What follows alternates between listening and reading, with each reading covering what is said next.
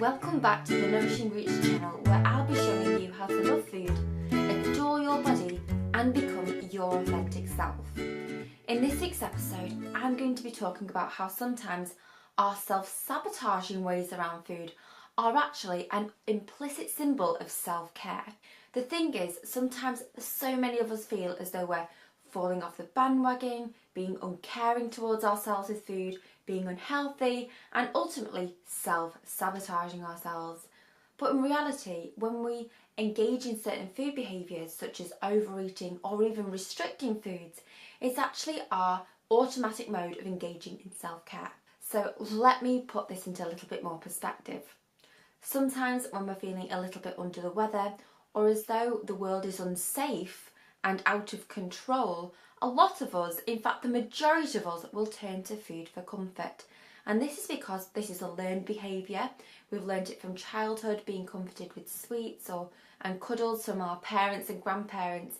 And we've also been taught to self-soothe with food. And if you look at this a little bit more in depth, we can see that sometimes our behaviours around food, such as eating a whole packet of biscuits, can come from the desire to just numb out pain, self-soothe, and actually it's just a way of engaging in the only form of self-care that we truly know. It's like we're on an automatic pilot where food becomes available when we're upset and we know where to turn to. It's like a one-way ticket to happiness, but unfortunately this happiness and escape mechanism won't last, because so many of us have feelings of guilt and shame around food, and we get that nasty beating stick out and start self-sabotaging ourselves with thoughts such as, you're not good enough, you don't deserve food, why can't you just eat healthy, why can't you just be slim, and all those other nasty things that we often tell ourselves. But in reality, because we've digged a little bit deeper into the reasons why we've engaged in overeating, we can see that actually our inner selves is actually engaging in that type of behaviour because we just want to self-care. It's a little bit of a maladaptive way of coping because it doesn't actually care for the real issue at hand. Instead, it just says we're not ready to cope with this certain situation, so for this moment in time I'm going to brush it aside by just engaging in eating, because for one, it's a distraction, and two, it's soothing, and three, it's probably one of the only ways we know how to self-care in the moment. We can actually view a similar story when we look at people who restrict their food intake, because that form of self-care is actually about trying to be a good person, strive for purity, and actually just feel good about themselves because they can follow certain rules. Some people also restrict their eating behaviours and eating certain foods because temporarily it allows them to numb out emotions and pain. And even myself, I did that for such a long time. Like, not eating helped me to escape the real world. And although I viewed it as a form of self-sabotage, and a lot of people around me viewed it as self-sabotage due to starving yourself, it was actually my only mechanism of self-care, just to protect myself and block out the world. So when we can combine starvation and overeating together, we can see that the underlying mechanisms are similar across both of them. But the key here to remember is that you're actually not engaging in self-sabotage by overeating or undereating. It's just that your mechanism of self-care has become a little bit maladaptive and you're probably just running on autopilot. So you're probably thinking, what the hell can I actually do about this? Well, the first point is, while you're watching this video, an amazing first step is simply acceptance and acknowledging that this type of behaviour is going on. So even the fact that you're watching this video is a pretty good step in the right direction.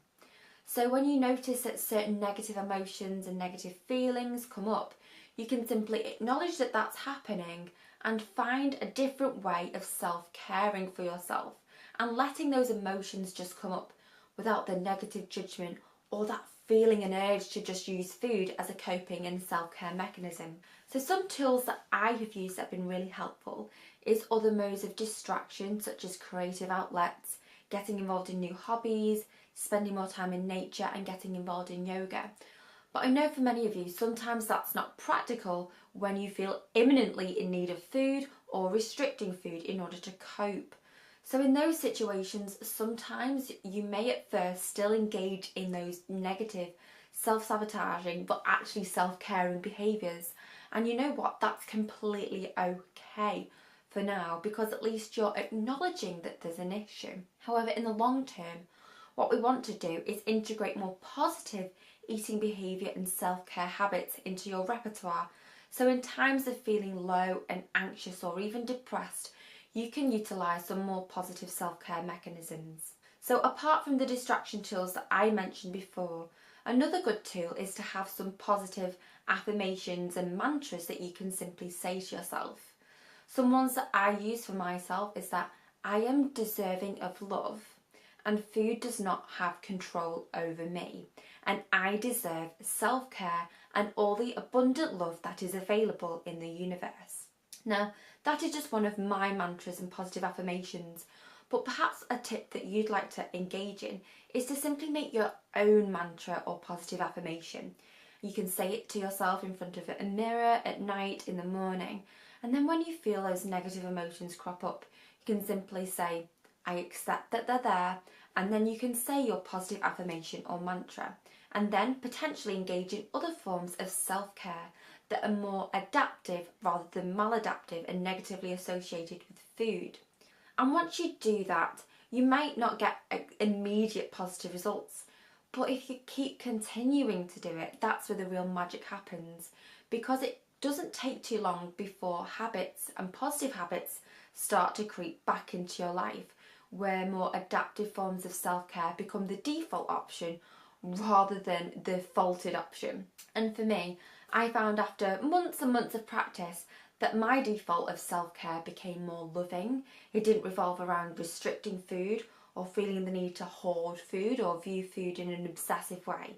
Instead, I was able to express my creativity, colour in, do some cross-stitching, go outside, do some yoga, and do something else that lights me up and makes me happy, and really involved self-care. Some of the self-care activities could be all about pampering yourself, booking yourself in for an appointment somewhere, just because you ultimately 110% deserve it.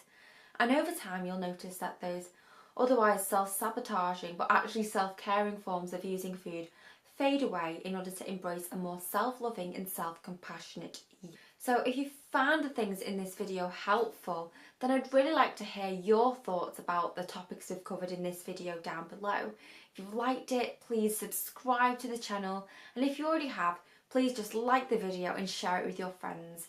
You can also find more about the Nourishing Roots philosophy on my website at www.nourishingroots.com, and you can also now get my brand new book that's all about learning to love yourself from the inside out and develop a positive relationship with food and body, which you can get on my website, Barnes & Noble, Amazon, Waterstones and lots of other bookstores. And if that isn't enough of a mouthful, all I have left to say is have a fantabulous week, and hopefully we'll see each other very